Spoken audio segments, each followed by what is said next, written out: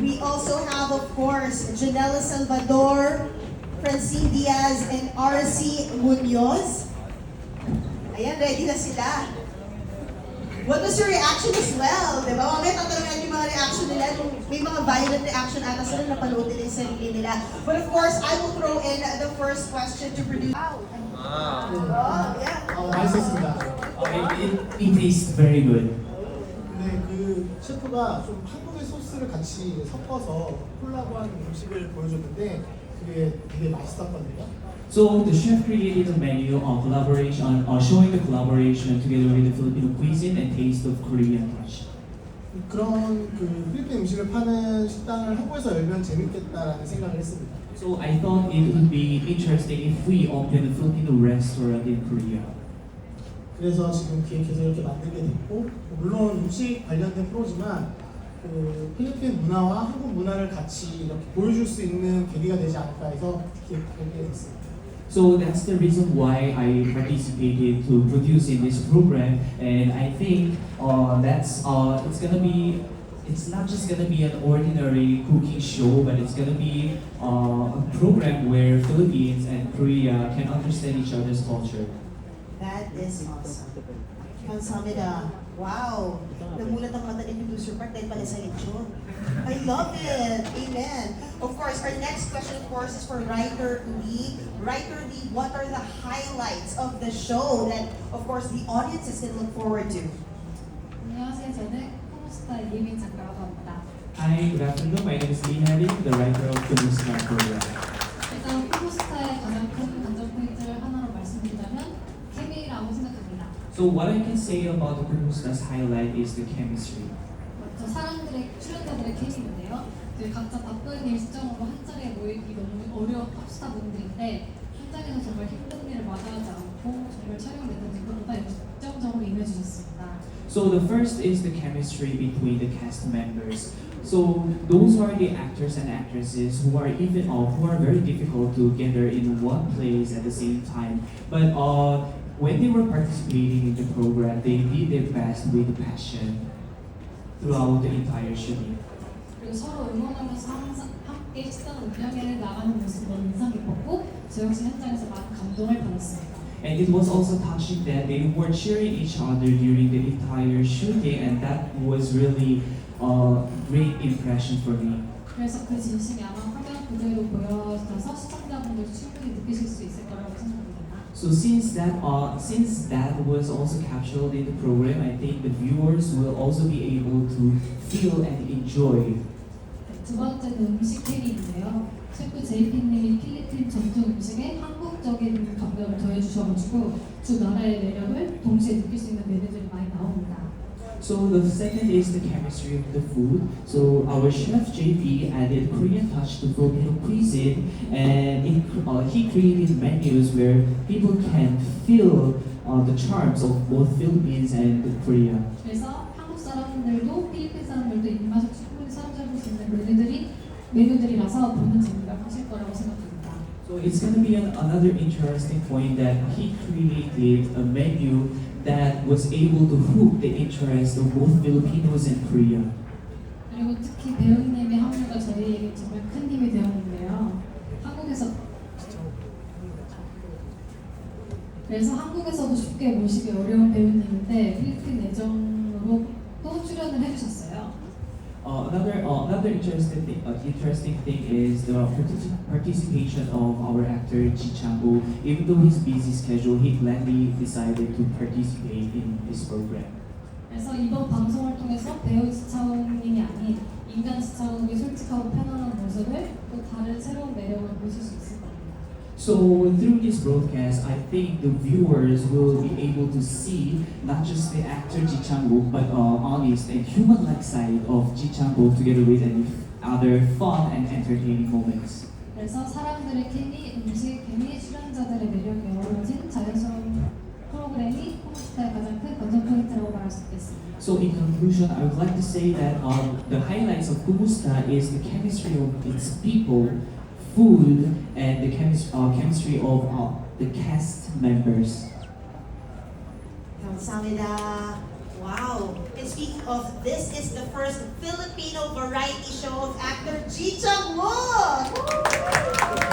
So my question first for actor Ji Chang-wook, what made you decide to join Kamusta? 일단은 약간 컴스타라는 예능 프로그램이 저한테 들어왔을 때 너무 재밌을 것 같았어요.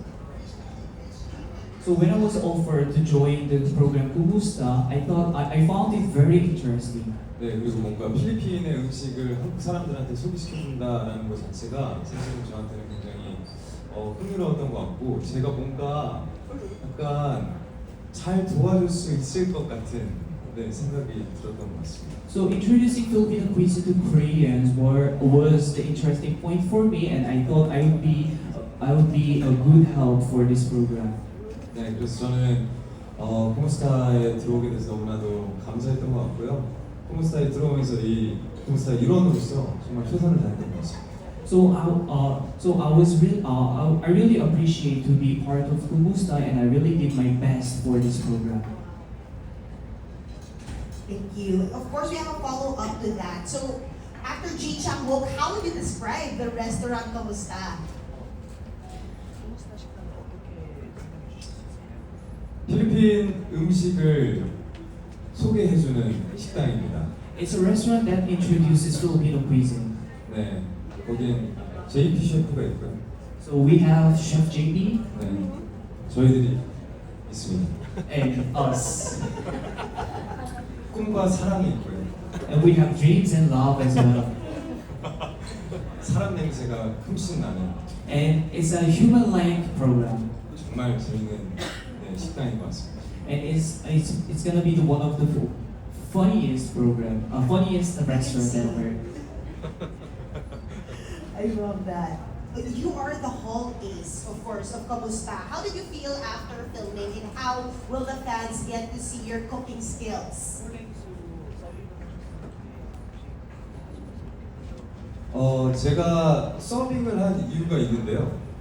Actually, there is one reason that I chose to serve in the restaurant. 요리를 못하기 때문입니다. It's because I'm not good at cooking. Right? Okay. 네, 그래서 저는 사실 요리를 잘 못하기 때문에 괜히 제가 주방에 들어가면 큰 사고가 날 것 같아서 So since I'm not good at cooking, if I go to the kitchen, it's gonna be a big trouble for them. 네, 그래서 저는 셰프님 말 그리고 저희 보스 말을 잘 들으면서 열심히 서빙했습니다. So I just supported and followed our boss, Chef JB. Wow. Chef JP, the man. And the manager, Joe. Of course. Yeah, no, but of course, thank you so much. Actor Ji Chang-wook, my next question is of course for Chef JP. Chef, kamusta naman mamasahe si Ji Chang-wook? Tsaka kinis mo ba? Grabe. Huwag na natin pag-usapan. Hindi, ito na. Balik sige. sa show. Balik sa show. Pag-usapan natin yung mga dishes that you prepared for Kamusta. Can you tell us about the Filipino dishes and what viewers can expect from it? Well, first of all, to answer your first question, Ay, I was telling Francine earlier that something about G, and Francine told me, Chef, 100 times mo na yan sinabi. So basically, ano? he's such a good guy, really. Aw. Like, because when we were doing this show, the camera did not exist anymore because there was no camera visible. So that's why it felt so real, and everyone was just so real. Wow. Yeah. Can you also, of course, talk about the dishes that you thought about for Kamusta? Palabok, sinigang, kare-kare, sisig, inasal, gising-gising, the fish, halo-halo. Yeah, we had the side dishes. Lechon. Yes, lechon, special lechon. So, di ba, Koreans have the side dishes when they begin their meal. So we did it in a Filipino version, but served in a Korean way. Yeah. Wow. Something to look forward to. Ano yung mga side dish? And Chef, I just want to ask, how did the Korean guests respond to the food?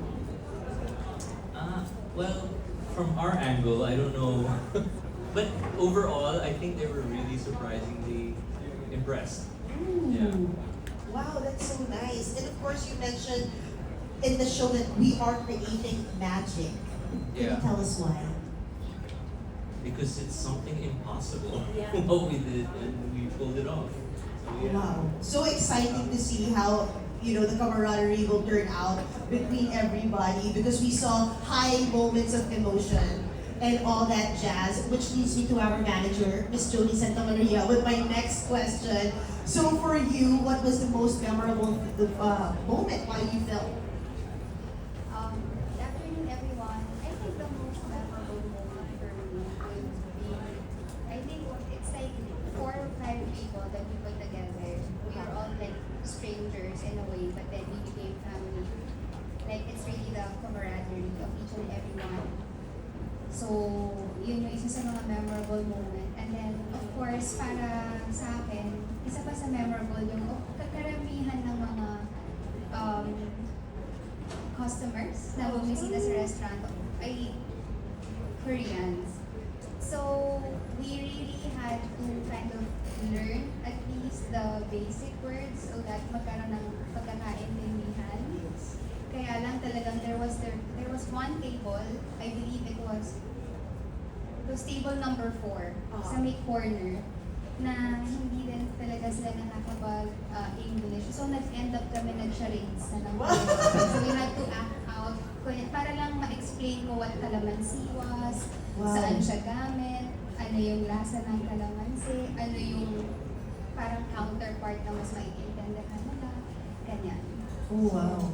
That's nice. And of course, how was it filming in Korea for you and visiting for work? Malamig. Ako pa naman kasi lamigan ng boss. So, during that time, parang, it was all of a sudden, the temperature dropped. So, it can get really cold at night. So, I think that was one challenge. And it has always been a blessing to be able to visit Korea, not for a vacation or a tour, but for work. And we've been blessed with so many people na napaka-hardworking. It's so good to be able to peep into the, work culture of the Koreans. And he here is like super busy. He's been like juggling so many things, and yet when he gets to the set, to the restaurant, it's as if he's not tired at all. Wow. And he's such a trooper, and close with RC and Francine and Jaya. So, ayun. And syempre si Chef. Wait, so Jody, how's Team Kamusta? How would you describe it to us? I think siguro mapuso. Kumbaga, sobrang hard yung binigay ng team. It was not easy to be opening up a restaurant outside of the Philippines and to be embarking on a role na, mga actors kami here in the Philippines, but pagdating doon, it's like a totally different hat that we had to wear. But yeah, so it's like the heart and the camaraderie. I think that made the Kumusta team. Wow. And we can't wait to see more. Thank you so much, Miss Jody. Our next question is, of course, for Miss Janella. Janella, as the princess of Philippine television. I love that. So this is also your first variety show. How was the experience for you like? First time cooking, parang first time cooking din. Yeah, where do I begin? It was such an experience for me, for all of us actually, coming from yung job namin, yung work namin, sobrang iba pala siya. And ako, I was mostly behind the scenes. I was in the kitchen. Yes. I was with chef the whole time. And God, it's messy. Hindi siya pang maganda. Parang nagulat kami nag-order ng limang palabo. Yes, limang palabok. Grabe, ang hirap gawin to. Ang hirap pala gawin ng palabok, ha? Like, ang dami palang ingredients. Tapos, grabe, mahirap talaga pala siya. Like, I have a renewed respect for people who work in the service and the kitchen industry after working on the show. Kasi, grabe talaga, napakahirap niya. Obviously, kung nakita niyo sa trailer, haggard na ako doon. Alright, fresh Sila- pa rin? Maganda ang dalawang katabi ko kasi sila.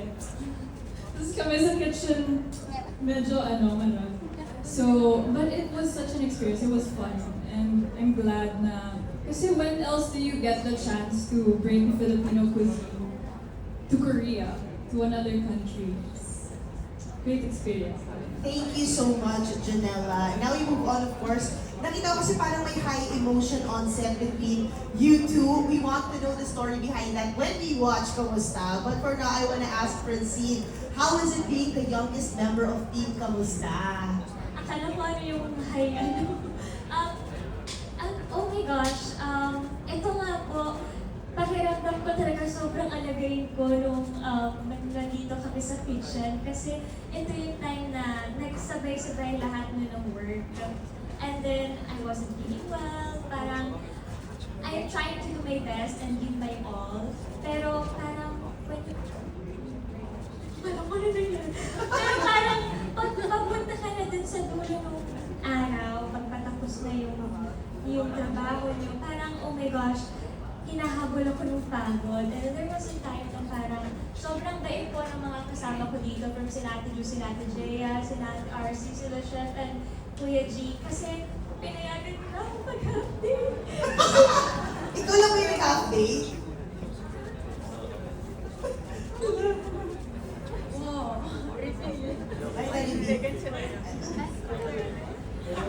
Okay, so with that, charot. Okay, so Francine, may nakakatawa. Galing! Kasi sobrang thankful lang ako. Kasi Huwag ka daw i-post. ayun na lang po, sabi ko, mahirap po maging bunso sa kumusta. Pero at least, di Pero ba? masaya naman po. Sorry. Ayan. Sige, mag-move na kay RC. Thank you, Francine. Oo, tatawin pa sana namin tinikman mong brownie. Oo, pero sa kana, sige na. O, si Miss RC are all-arounder. Ano ba yung all-arounder na experience para sa'yo? Miss RC Munoz. When I got the offer, because I was brought in later, so the cast was already there. Tapos when they invited me to do an interview, I was like so enthusiastic. Kasi you know I'm a big fan of the Korean culture and I am a big fan of food. For me, it's the best way to discover one's culture in different countries. That's why I also travel a lot. And I love to cook, I love to eat, so when they told me, I was just really thankful na sobrang saya ko na I cannot really explain. So this is for me by far the best experience na natalo pa niya yung mga BTS concert. Mga 15 na BTS concert na napuntahan ko. No, just to be with such talented people and talented, not only just talented, they are all, kumbaga, napakabait na tao, napakabait na cast, and to be able to also work with Oppa. Oh! Opa! I was such a big fan. So when I got there, I really don't know how to react. I was stunned pero kailangan I have to keep my composure. I have act professional. Oh, di ba? Syempre. Of course, from fangirling to actually being on a variety show na Filipino na Korean pa. Yes. Yung next question ko nga sa'yo, dapat may natutunan ka daw bang Korean words? But I'm just gonna say, I know you know your Korean. You wanna give them a sample? 정말 감사합니다. 모두 축하해요. 모두 열심히 지원 있습니다. 축하해요. 감사합니다. Kamsahamnida, RC. Now, thank you so much for your answers. We do have members of the press who will throw in their questions as well. This question is for Giancarlo. I have two questions for you. The first one is, while working with the Filipino actors and the chef, did you notice any similarities between both the Filipino and Korean cultures? And my second question is, before becoming an actor, you had part-time job experience. Did that experience help you during this project?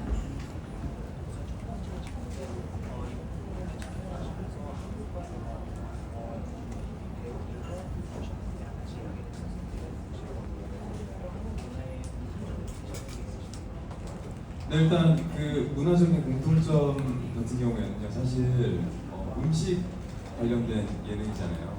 근데 진짜 맛있는 음식 앞에서 있는 사람들의 표정은 똑같다라는 거를 가장 크게 느꼈던 것 같습니다. So speaking for the commonality, as we are participating in the cooking show, the first commonality that I felt was that when, even though we are from different nations, in front of delicious dishes, we are just all the same people.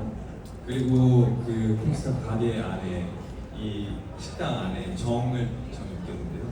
이런 정이 한국 사람들이 가지고 있는 이 정과 되게 비슷하다는 생각을 많이 했던 것 같아요. And second was the attachment that I was able to feel in the restaurant. The attachment I felt in the restaurant was almost similar with the attachment we have in Korea.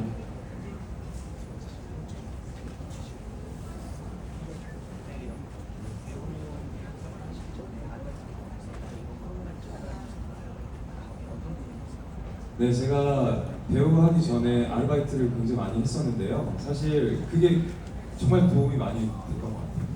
And for your second question, I have experience of having part-time job before being an actor, and it really helped me with this program.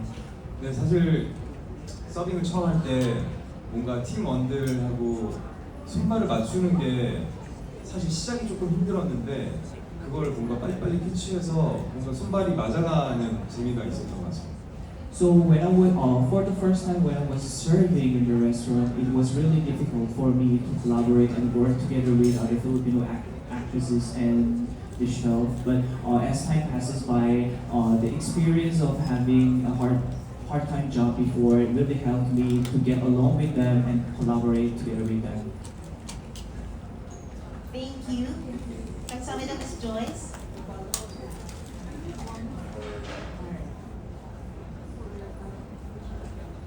Or Chef JP. Go ahead, Ms. Joyce. You mentioned on Instagram that you were working 12 to 16 hours a day for 7 days straight for filming. What was that experience like, and how did it challenge you or help you grow as one of the Philippines' top chefs? And I'm sorry, if this collaboration, I guess this is for everybody, if this collaboration proves successful, could we see more joint productions between the two countries in the future? Well, I guess, first of all, when I was offered this project, I actually told them that it's impossible. Imagine actors, let me just rephrase it, non-chefs or non-cooks opening a restaurant and cooking Filipino food. So the stakes were very high. So I guess also, though, on the contrary, they were, them crying on the side, you would never see, I would never see it. Like, they were troopers. They embrace their roles as how they would embrace their characters when they act. And it was just, it was actually pretty impressive to watch. As someone that works in the kitchen and to work with people that have no experience that's why I think what Jody was, or who said it, the heart was really there. To answer the other question, as a chef, doing everything, because of course I was kind of like somehow the more senior in the kitchen. It was really a full circle for me, because that's how I started. I started very slow in the kitchen. I was not a good chef at all. And then I was able to kind of reset my ways as a young cook. So on the third day, fourth day, I was excited actually to go to work or to go to the kitchen because I got my groove back.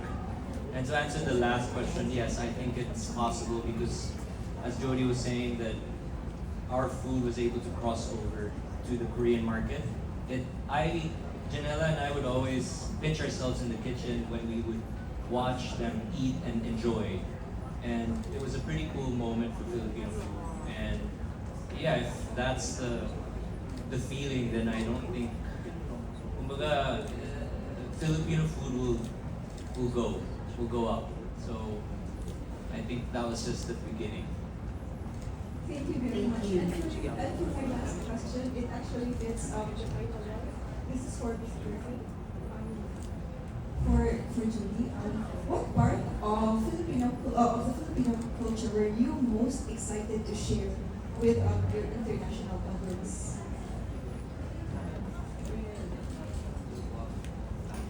Thank you for that question, Ms. Judy. I think the most exciting part about sharing the culture, the values that we uphold or we hold dear in our hearts sa Filipino culture is yung ating shared identity, yung ating sense of pakikisama. So makikita lahat yan ng ating international audience na how we take care of each other, na maaaring for others, trabaho siya, but then slowly nagiging isang parang identity yung nag-move dun sa restaurant na yun. And I think that is very important para magkaroon ng parang cohesive yung movement ng kumusta. And siguro doon nila din makikita kung gaano ka maalaga din ang mga Pilipino. Kasi it's not only about taking care of each other while working in the restaurant, but it's also making sure that every single person na dumarating sa restaurant is naaalagaan at nabibigyan ng attention. Thank you. Thank you, Ms. Joyce. Now we have Mr. Jenny Donato of the Philippine Star. Hi, good afternoon everyone. Congratulations on this very interesting and engaging session. I think my questions are for our Filipino actors. Kasi we've seen you working, right? Cooking, and I'm assuming that you've also done some marketing, buying ingredients. So, can you tell us about the challenging aspects of doing what is needed? Who do you want to ask? Anyone. All the Pinoy Filipino stores.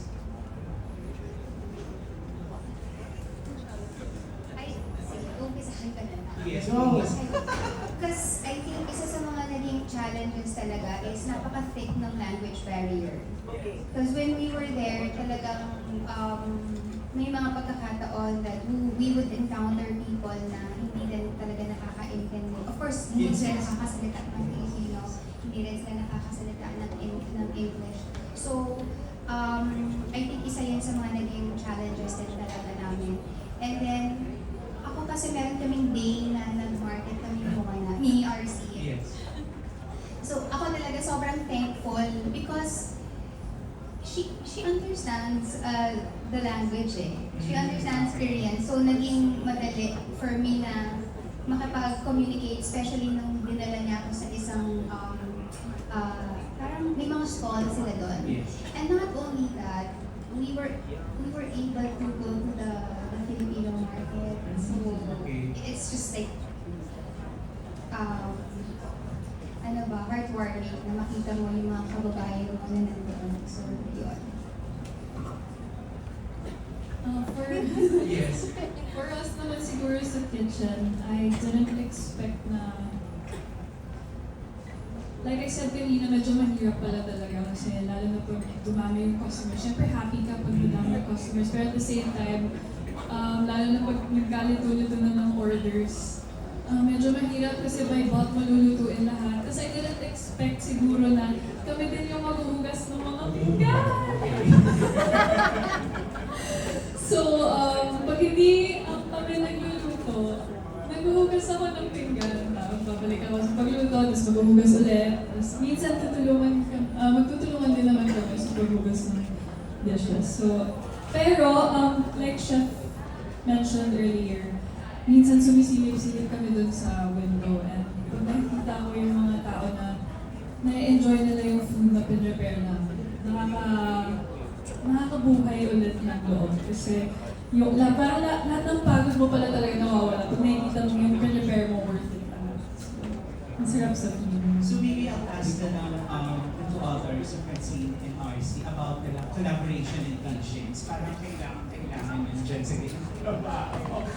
Any reflections or realizations on the importance or the value of patience and collaboration? Actually, for me and everything that you do, as long as you put your heart into it, you'll be able to achieve it na maganda. And syempre lahat naman ng bagay na ginagawa natin, really put patience, love into it. Even when we act on screen, but all the challenges, I just really look at it on a very positive note. Like every time I wake up, I look forward to the really long day in the kitchen because I love to be in the kitchen. That is my happy place. And so may cookbook po ako. Cheap base, dahil food lang chini-cheap, hindi ang jowa. I watched it. I wrote it a long time ago. So kaya nga po, when I was offered this, sabi ko, lahat ng challenges na ibabato sa akin, talagang tatanggapin ko, and I will always be happy and looking forward to be with these wonderful people, to be in the kitchen, and also to showcase the Filipino music, Filipino food to the Korean people, because I see a lot of potential sa pagkain natin ng mga Pilipino. We are a melting pot of all these cuisines, all of this culture. So for me, I'm just really proud to be part of this show and just to be able to showcase that in the whole world, the whole Asia. Yun na, I am fulfilled. Masayang-masaya talaga ako. So yeah, really grateful.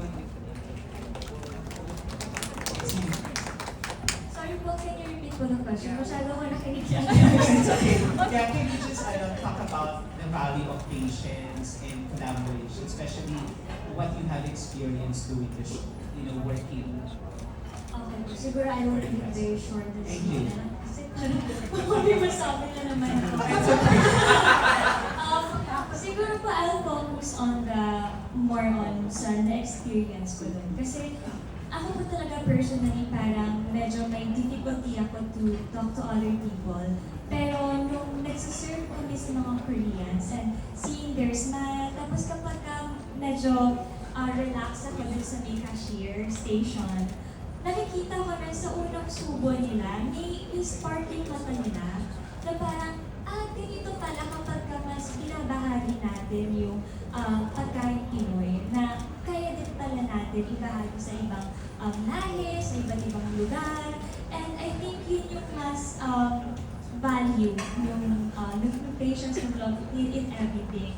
So mas yun po yung pinaka-tumatak sa akin at hindi ko makakalimutan. Seeing the joy ng pagkain nila ng Pinoy na pagkain na puso ang ibinunis.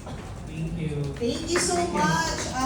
That's it for, of course, our Q&A. But before we conclude, may we ask again, actor Ji Chang-wook to share his final... 네,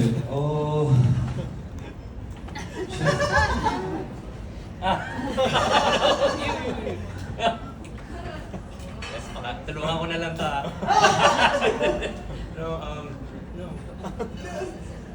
I love this. Go, Chef! Chef. Let's.